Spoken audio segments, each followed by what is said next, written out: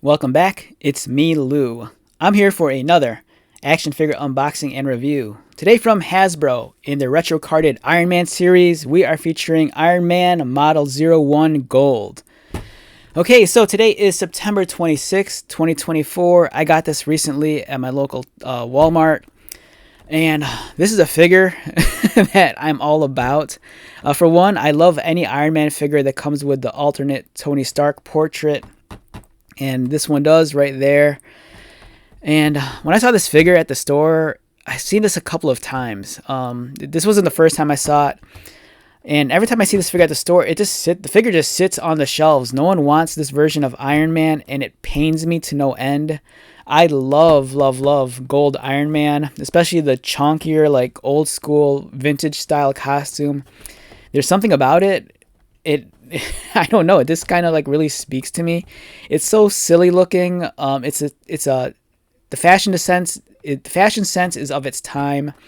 And I remember in the Grant Morrison written graphic novel series or graphic novel Marvel Boy, the main villain Midas in that story, he wears the gold Iron Man armor, and I thought that was genius. A great looking action figure. And the card backing, if you collected the older Toy Biz Iron Man figures from back in the day, this is a complete throwback to that. Especially if you were like young and you're into the old Iron Man animated series. You know, there's that period of time, especially like Fox Kids and I think early CW, where they did like a lot of animated Marvel shows. You know, of course there was X-Men 92, but then you had other shows like the short-lived Ghost Rider series, Fantastic Four, there was Iron Man, there were Avengers. You know, it was a great time, you know, growing up during that time period.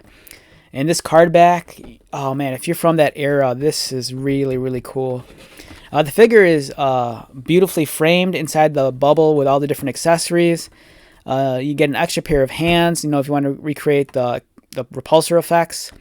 He has as I said, the Tony Stark portrait up here. You have some blast effects, which you use either on the palms, I'm assuming, or underneath his feet, so it looks like he's like shooting off.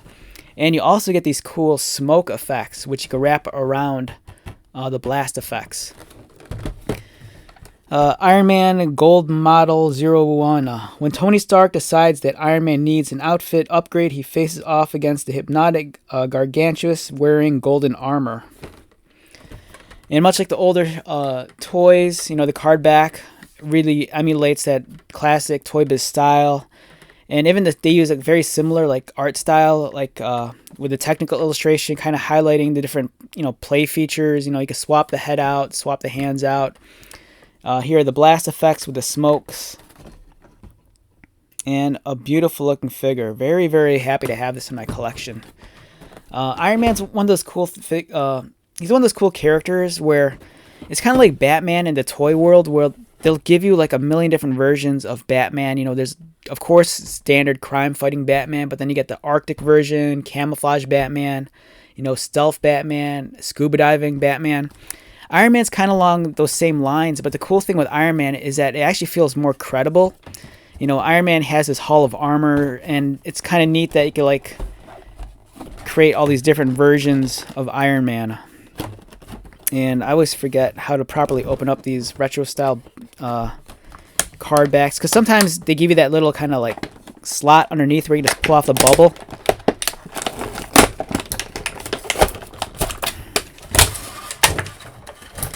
It's almost kind of ingenious the way they do the card backing, because for one, it's anti-theft, so you can't easily remove it. Number two, the bubble's not going to fall off, but if you open it up carefully, you can still keep the figure well preserved on the card back, because when you rip it up, there's still a graphic underneath it, which is ingenious.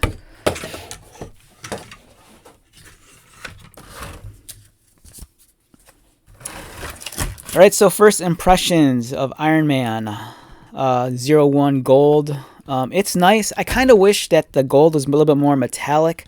It's kind of on that plastic swirly gold, which if you've collected action figures long enough, you'll know what I'm talking about. It's not like a clean plastic. You can kind of see the swirlies and imperfections. And sometimes it almost looks like it's cracked, but it's not. But in this case, it's pretty decent. But I do wish it was a little bit more on like the candy glossier side. The head sculpt is a very 80s inspired Tony Stark with the mustache, and then just the way the face is sculpted, especially around the lines around the mouth and chin. It feels like a very almost kind of like Tom Selleck kind of Iron Man look, which isn't a bad thing if you grew up during that time period. We have the blast effects, which we've seen multiple times before. Same with the smoke effects. You have the extra hands, which I do like, but unfortunately these hands are minus the slots where you could plug. That's kind of disappointing, because on some of the other Iron Man figures, they have the palms where there's the little socket where you can plug the blast effects into the hand, so it makes it look like it's the repulsor ray blasting out, but that's not the case here, unfortunately.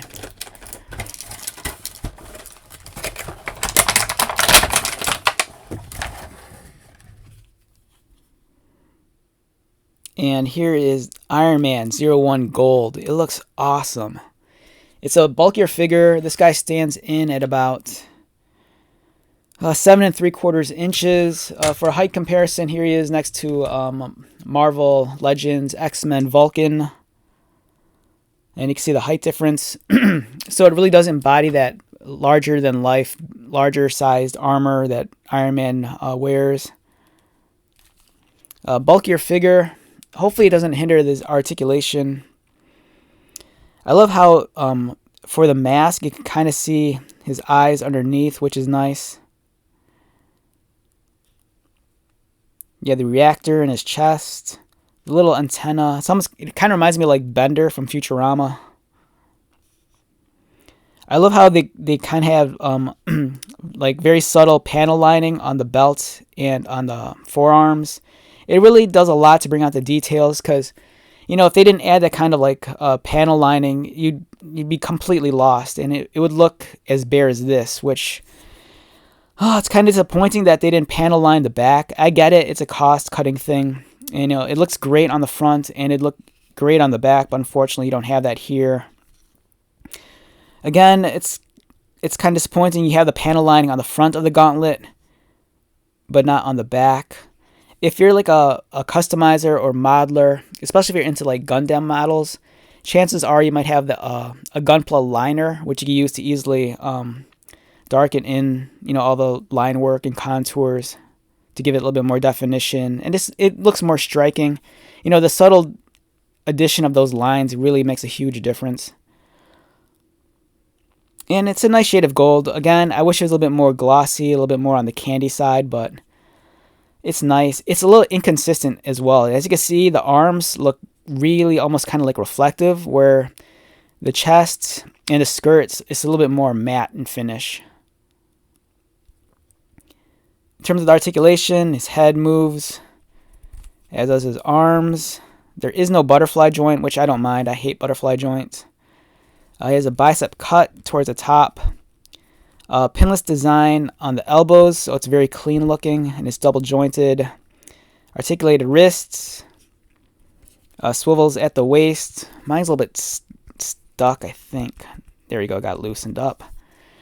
The skirt kicks up. Thankfully, there's a slit on the side, so it could kick up a little bit higher. Thigh cut right there. And I do like the really tiny, small rivets along the metal panels. They're subtle. They're not very obnoxious. Articulated knees, and I love that they panel lined the knees, you know, to bring out those details. Pinless design, very clean. It's crazy how much just having the pins being hidden really makes the figure look a lot nicer, a lot more cleaner, and just it feels a little bit more premium. You have articulated ankles, and unfortunately there's no articulated toes. Now for the blast effects, you can kind of recreate that look where he's kind of like rocketing away, you know, just attach these underneath. And then if you want added effect, you could take the smoke effects and then wrap it around the blast effect to give it a little bit more dimension, a little bit more realism. And that's pretty cool. My only complaint is that it's a little bit too black. If you're a customizer, one thing I'd suggest is dry brushing maybe some white or light gray on the upper edges so it looks a little bit more believable, a little bit more depth and volume to it. But it's a cool effect nonetheless. It looks really cool. Again, I'm very disappointed that his hands do not have the little socket in the palms, because I would love if you could do that blaster effect like we've seen with so many other Iron Man figures in the past. I'm kind of surprised they left that feature out on this figure, where, you know, if you want to recreate the repulsor ray coming out of his palm, you know, on some of the other figures that we've gotten, you could plug this into there. Chances are, if you're a Marvel Legends collector, you probably have enough Iron Man hands where you could probably swap out one and do it proper. And let's get the Tony Stark, Tom Selleck head on there. This is really cool. In all honesty, half the reason why I bought this figure was just for this head. I love the throwback design, you know, of the very 80s style haircut and look. You know, even has the butt chin towards the bottom. He kind of has that smirk and sly look that Tony Stark gives the ladies. And it's a tight fit, but I got it on there.